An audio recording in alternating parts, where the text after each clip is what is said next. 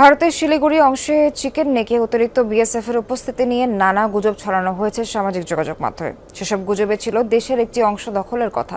তারপর অনলাইনে শুরু হয় উত্তেজনা। এই নিয়ে মুখ খুলেছে লালমনিরহাট বিজিবি। আইনশৃঙ্খলা বাহিনীর কর্তা ব্যক্তিরা বলছেন, এমন গুজবের পরও সীমান্তে কোনো উত্তেজনার ঘটনা ঘটেনি, স্বাভাবিকভাবেই চলছে স্থানীয়দের জীবনযাপন।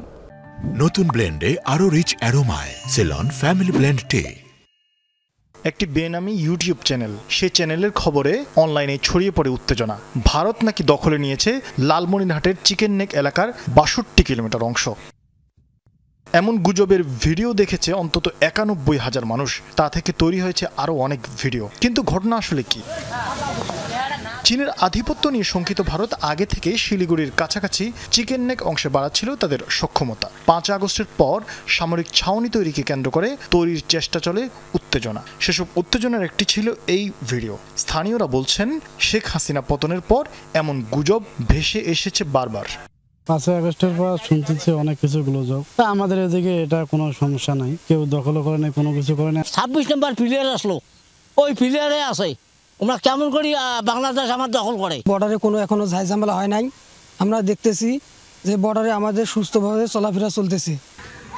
লালমনিরহাট সীমান্ত ঘেঁষা অংশে গিয়ে দেখা মিলেছে চিরাচরিত জীবনের। সোশ্যাল মিডিয়ার কোনো উত্তেজনা ছোঁয়নি স্থানীয়দের স্বাভাবিক জীবনকে। প্রতিদিনের মতোই মাঠে ধান কাটছেন কৃষক, খেলায় মগ্ন শিশুরা, প্রাত্যহিক কাজকর্ম করছেন স্থানীয়রা।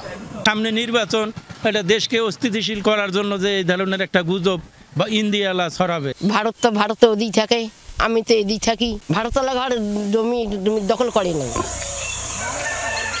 বিজিবির টহল আর নজরদারিতে সীমান্তে নিরাপদেই আছেন, এমনটি বলছেন স্থানীয়রা। সীমান্তে তেমন উত্তেজনা নেই বলেও দাবি তাদের। বিজিবি সবসময় আমাদের পাহারা দেয়, বিজিবি সবসময় বর্ডার দেখি আমরা। ভারতের বিএসএফ আছে পাশে, আমার বাংলাদেশে বিজিবি পাশে টহল করতেছে সবসময়, এখানে কোনো ঝামেলাই নাই। গুজব ঠেকাতে জনপ্রতিনিধিদের সঙ্গে নিয়মিত বৈঠক করেছে বিজিবি।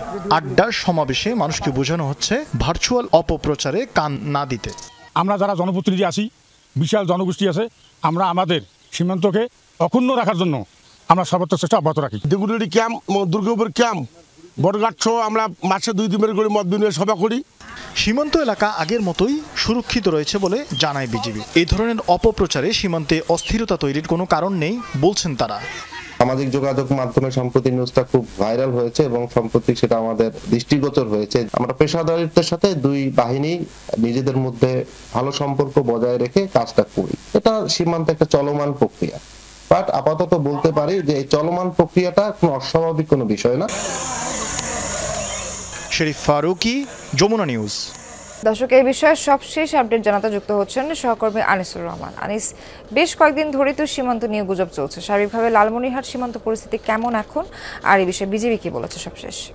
সোহার, আসলে আপনি যেটি বললেন যে এই যে আবুল হাসনাত নামে একজন লোক, তার আইডি হলো রূপপুরে সত্য। এই আইডি থেকে বেশ কিছুদিন ধরে এরকম একটি গুজব চলে আসছে যোগাযোগ মাধ্যমে যে শিলিগুড়ির চিকেন নেক থেকে বাংলাদেশের লালমনিরহাটের সীমান্তের ৬২ কিলোমিটার দখল করেছে ভারতীয় সীমান্ত। এরকম একটি ফেসবুকে ঘুরে বেড়াচ্ছে, সামাজিক যোগাযোগ মাধ্যমে ঘুরে বেড়াচ্ছে একটি তার ভিডিও। আসলে এই ভিডিওর কারণে কিন্তু আমরা বেশ কিছুদিন ধরে লালমনিরহাট জেলায় দেখছি মানুষের মাঝে গুঞ্জন যে আসলে বিষয়টা কি। আমরা এই বিষয়ে গত কয়েকদিন ধরে সীমান্তে ঘোরাফেরা করেছি, সীমান্তের খোঁজখবর নিয়েছি, বিজিবির সঙ্গে কথা বলেছি, সীমান্তবাসীর সঙ্গে কথা বলেছি। তারা যেটি জানিয়েছেন যে আসলে এটি একটি গুজব। তারা সীমান্তের লোকজন, তারা এই বিষয়ে কিছুই জানেন না। তারা তাদের যে সচরাচর নিত্যদিন যে কাজ তারা সীমান্তে করে যাচ্ছেন, সীমান্ত এলাকায়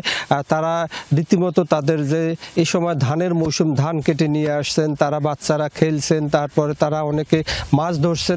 এই বিষয়ে তারা কিছুই জানেন না আসলে যে সীমান্তের ৬২ কিলোমিটার যে গুজবটি। আর এই বিষয়ে আমরা কথা বলেছি লালমনিরহাট বিজিবির যে 15 বিজিবির সিও আছেন, তার সঙ্গেও কথা বলছি। তিনি যেটি জানিয়েছেন যে এটি একটি গুজব, এটি একটি গুজব। যেহেতু একটি গুজব, আর তাদের এই বিজিবি সদস্যরা কিন্তু তারা স্বাভাবিকভাবে যে টহল দেওয়ার সীমান্তে সেটি কিন্তু দিয়ে যাচ্ছেন।